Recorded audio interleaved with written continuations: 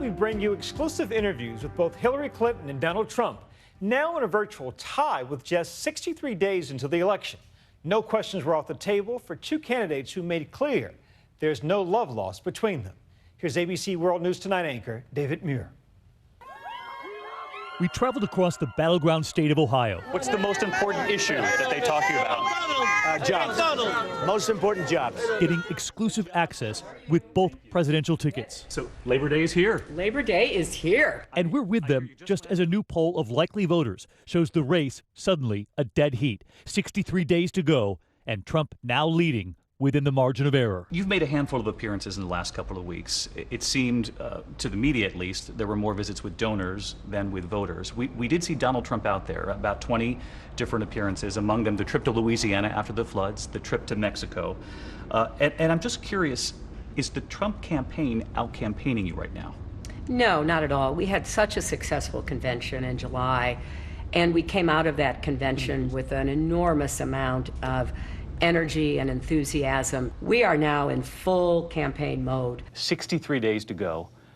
How badly do you need to win Ohio to win that White House?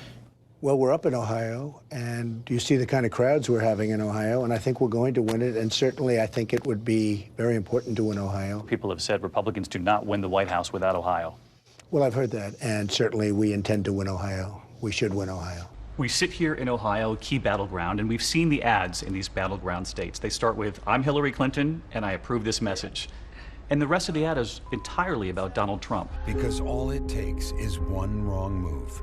Are you making this about Donald Trump? No, David, I think that if you've seen all of our ads, we have a lot of very positive ads. The best I can tell is Donald Trump is for building a big wall, which we now know after his unfortunate trip to Mexico. The Mexicans have said they're not paying for it. You talk about the trip to Mexico. Yes. Donald Trump said they did not discuss who would pay for that wall. The Mexican president afterwards said they did discuss it and that Mexico would not pay for it. Your campaign said, quote, "It turns out Trump didn't just choke, he got beat in the room and lied about it." Yeah.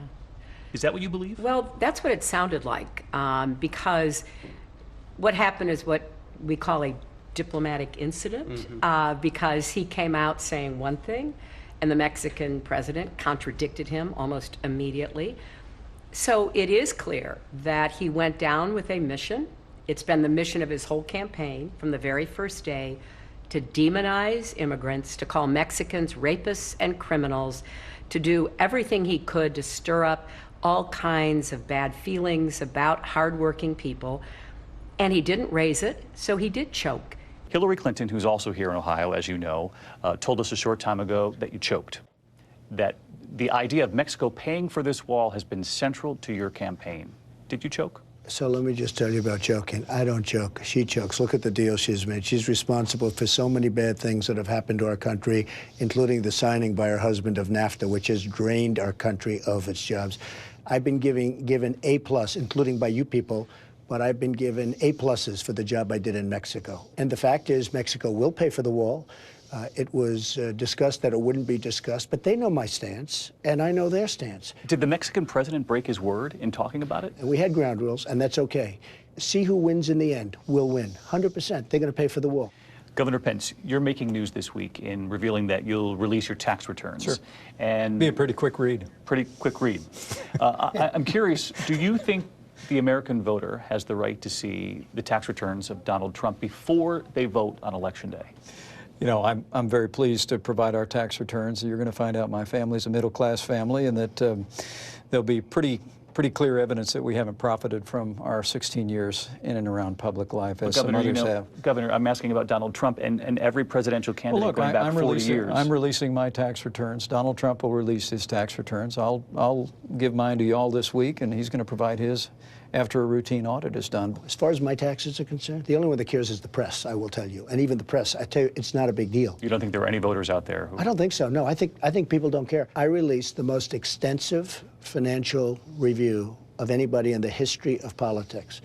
It's either 100 or maybe more pages of names of companies, locations of companies, et cetera, et cetera. And it's a very impressive list, and everybody says that. But I've released a massive list, far more than you get. You don't learn much in a tax return. Tax returns do reveal how much someone's paid in taxes. and how much they've given in charitable giving. Well, that's okay, but I've given a list on, things that I've given to charity. I have given that list. But you won't reveal what you paid in taxes unless the audit is done. When the audit is done, I will release. I've released 40 plus years of tax returns. He hasn't released any. I think that's a big question mark that people need to ask themselves. Why wouldn't he? It's a question she asked again late today, pointing to what Trump told us during our interview with him. I just want to start by referencing something that Donald Trump told ABC News. He said that the American people don't care about his tax returns. And in fact, he's also said that it's none of our business. I just think he's dead wrong. And adding fuel to one of Donald Trump's main attack lines on Clinton, on her, quote, stamina, her coughing attack, which she was quick to blame on him. Every time I think about Trump, I get allergic. So you talk about stamina, your stamina and Hillary Clinton's stamina. You're 70, she's 68. Do you think the American people deserve to know more about both of you and your medical Sure, I do. But I would love to give specifics as far as I'm concerned. And if she wants to do it, I'll do it 100%. Why not go first? I might do that. In fact, now that you ask, I think I will do that. You will? Yeah. You've even said she doesn't look presidential. I really do believe that. Well, yes. what do you mean by that? Well, I just don't think she has a presidential look. And you need a presidential look. You have to get the job done. I think if she went to Mexico, she would have had a total failure. We had a big success. Donald Trump tweeted, Hillary Clinton didn't go to Louisiana. She didn't go to Mexico. She doesn't have the drive or stamina to make America great again. He goes on to say, does she look presidential, fellas? Give me a break. Well, can I just, does she look presidential, fellas? That's an idiotic comment from Donald Trump.